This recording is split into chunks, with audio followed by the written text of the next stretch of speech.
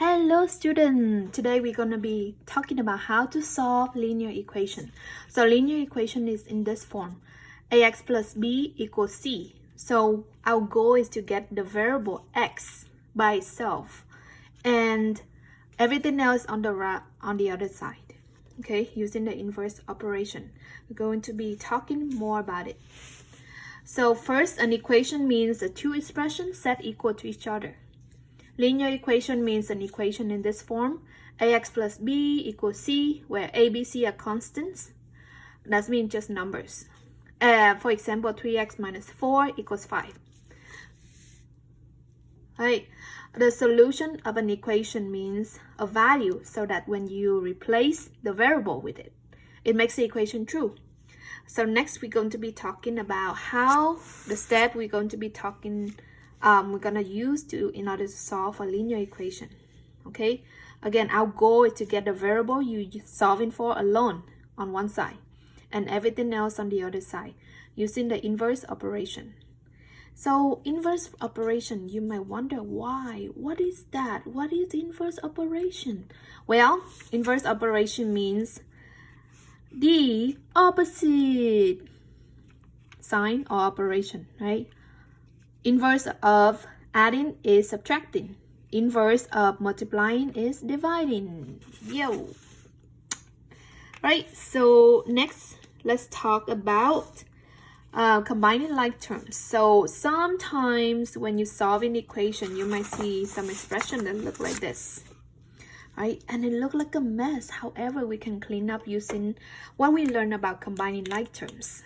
So like terms, okay, so 3x, 5x, and x right here, they are like terms. They are the variable, right? The same variable x. So what we do is we're going to follow the sign in front of the operation in front of them. So 3x plus 5x give you ax minus x give you 7x total. So all of these, when you combine, you're going to get 7x. And now for the numbers, the constant, we call them the constant. So we have negative 2, and then plus 7, and then plus 10. Okay, we're going to combine them using the operation they have. Okay, I like to work with positive first. So 7 plus 10 is 17. And then subtract 2. 17 minus 2 is 15. So we're gonna have the answer is 7x plus 15. You see, you take a long expression and combine like terms so that they become shorter like this. And then later we can set them equal and work with it. Okay, we're going to be talking about some example that you might see when you do solving for linear equations. The first example is this. 2x equals 10. Okay, so what you have to remember is algebra golden rule, right? So that means since they're equal to one another, whatever you do to one side, you have to do exactly the same to the other side. Okay, so I like to divide them in like this so that we know there are two sides of the equation. And then we gotta think, well, this is 2 times x equal 10. So to get x alone, right? Our goal is to get x alone right here. We gotta do the opposite, the inverse operation of the 2. So 2 times x equals 10. We're gonna divide both sides by 2. 2 divided by 2 gives you x. 10 divided by 2 gives you 5. Now, here's how you check it. To check if your answer is true, you're going to plug in other words, replace the 5 right here into the x.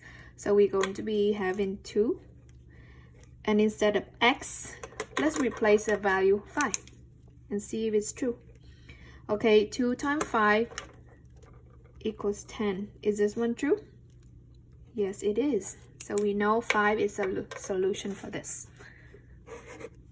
Okay, number 2, let's see what we have.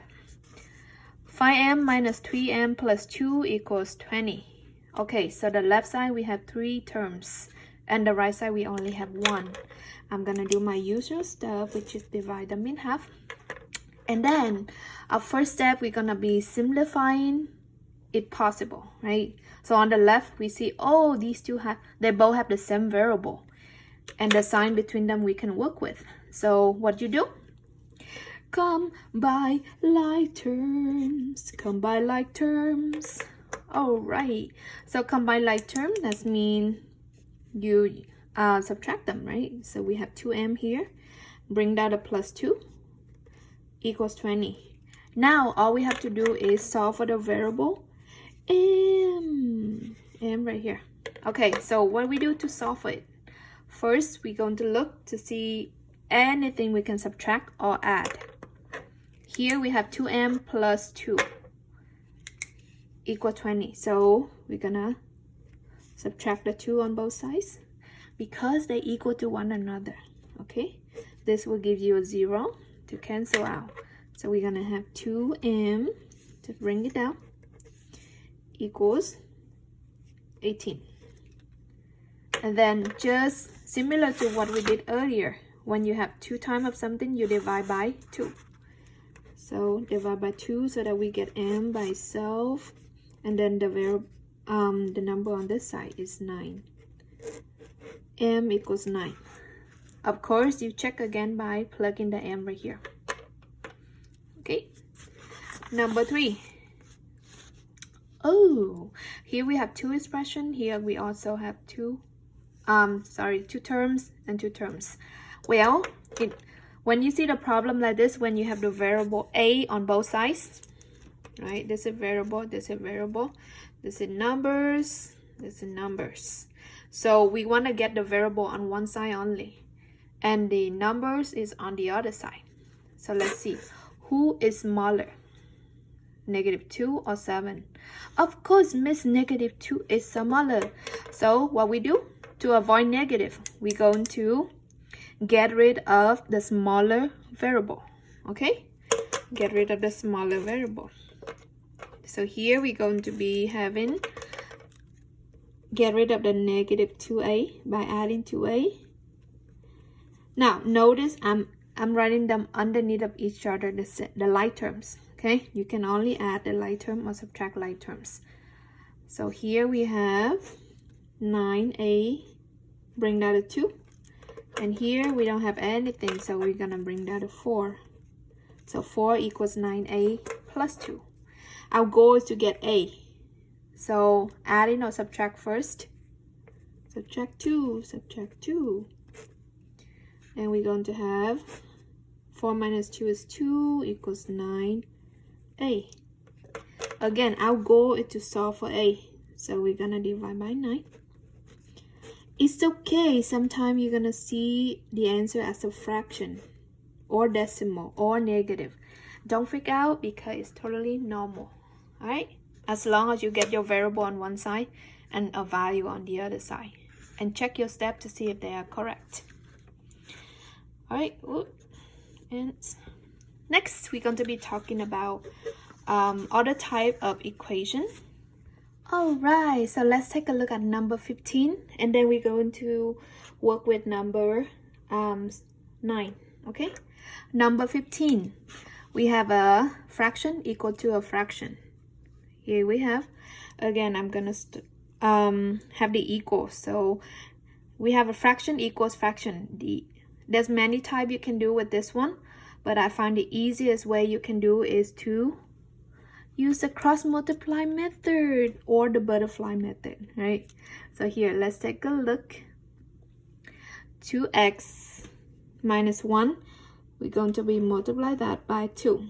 So this is gonna be a multiply by both of these, right? So common mistake here is people only multiply the first one, which is not true. You have to multiply by both of these in the parenthesis. Okay, so whenever you see 2 terms or more, put parenthesis around them. So we are going to multiply 2 with -2 minus 1, and then set them equals to the other side of the butterfly. Oh, ah, so pretty. Hello, butterfly. And then we multiply 3 times -5, 3 times -5. I like to put the whatever I multiply in parentheses just to keep track of it, okay, and to avoid errors. So here, let's go ahead and whenever you see the parenthesis in front of something, means you distribute, okay? So like this, distribute 2 times negative 2x will give you negative 4x, and then distribute the 2 to negative 1, that means multiply. 2 times negative 1 give you negative 2, equals 3 times negative 5 is negative 15. A lot of negative here, so we gotta clean up a little bit, right?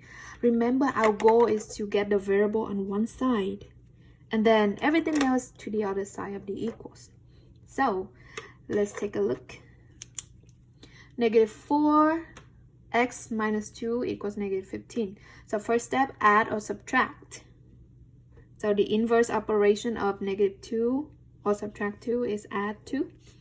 I'm gonna add to both sides so I can eliminate this. I have negative 4x, all right, equals negative 13. Because when you add the opposite, you take over whatever sign, right? Okay, now, well, almost, we need x still. So this is negative 4 times x. So we're gonna do opposite of negative 4 times, right? So that means dividing by negative 4, dividing by negative 4, so that we get them along by itself. X by itself equals, when you divide the same sign, you get the positive 13 over 4. Another fraction, miss? Yes, but fraction make the world more beautiful, right? There you go. So don't forget to distribute. Every time you multiply a number with 2 or more terms, okay? There you go. Number 16 is similar to number 15. I want you to take a water break and try that one, okay? Try by yourself. And then we're gonna get back with number 9. Well, for number 9, we have a number, a constant, equals to a fraction. Well, don't worry, okay? I got you covered on this one too. 7 equals b minus 5 over 2. Okay, so 7 is by itself, but we know how to work with fraction. And we gotta remember any number, say 3, you can rewrite them as fraction by divide by 1, right? So 3 over 1. 6, you can rewrite them as fraction by divided by 1. So for 7, I'm gonna divide by 1 to make a fraction. So here we have a fraction equal to fraction. Similar to the previous problem, we can do butterfly to fly away. Don't you worry where you are. Sorry, Miley Cyrus, I forgot. 7 times 2 gives you 14. Let's do the other side of the butterfly also. 1 times b minus 5. Oh, miss, you forgot to put parentheses. Alright, so 14 equals. Here, 1 times anything gives you the same thing. So all we have to do is, we don't even have to distribute a 1, right? We just need to write b minus 5. It's only 1 time. And then, only one step left to solve for the variable b is to do the inverse operation of minus 5. So let's add 5 both sides. Here we have 19 equals b, and this is our final answer. Okay, so once you understand this, please try number 10, just like that. Okay.